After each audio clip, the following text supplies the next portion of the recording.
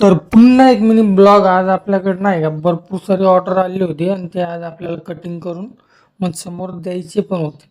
त्या हिशोबाने आपण प्रिंट वगैरे आणून घेतलीत आणि सगळे नाही का विठ्ठल रुक्मिणी वारकरी संप्रदाय हे फोटो होते. मग MDF वरती प्रिंट वगैरे मारून घेतली, सगळ्यात बेस्ट प्रिंट आलेली होती. त्यानंतर कटिंग वगैरे केली, खतरनाक दिसत होती नाही का.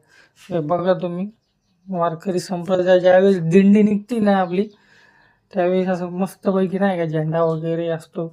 त्यानंतर महादेवांचे पण थोडे फोटो आलेले होते आपल्याकडे, ते पण आपण कट करून घेतले.